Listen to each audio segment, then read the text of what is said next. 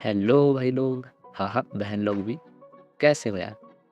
आज है हमारा एनसीईआरटी डेटा डिकोड का पार्ट थर्ड, जिसमें आज हम कवर करेंगे हमारा एक प्यारा सा चैप्टर जिसका नाम है cell cycle and basically cell division, जो कि एक इंपॉर्टेंट चैप्टर है नीट प्रोस्पेक्टिव से। तो सबसे पहले हम बात करते हैं diploid cell and haploid cell क्या होते हैं, जो अक्सर बच्चों को परेशान करते हैं क्योंकि इनका मतलब मीनिंग नहीं समझता। तो समझो यार, डिप्लॉयड सेल मतलब ऐसा सेल जिसमें 46 क्रोमोसोम है, that is 23 pair of chromosome है। एंड हैप्लॉयड सेल मतलब ऐसा सेल जिसमें बेसिकली 23 क्रोमोसोम है।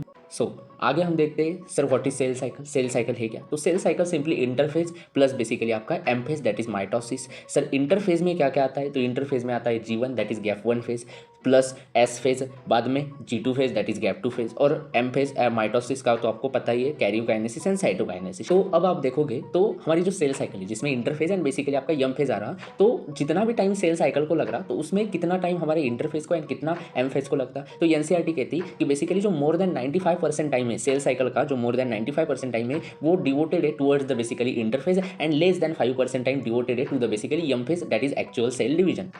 आगे हमें कुछ सेल्स के डिवीजन का टाइम दिया है, दैट इज बेसिकली जो सेल साइकिल है वो सेल साइकिल कितना टाइम लेती है उसका टाइम दिया है हमें कुछ सेल्स का, जिसमें देखा जाए तो जो हमारा एक ह्यूमन का सेल रहता है, जो ह्यूमन का एक डिप्लॉयड सेल है, तो वो 24 आवर्स लेता है डिवाइड होने के लिए। जो हमारा ईस्ट है फंगस, तो वो 90 मिनट्स लेता है डिवाइड होने के लिए।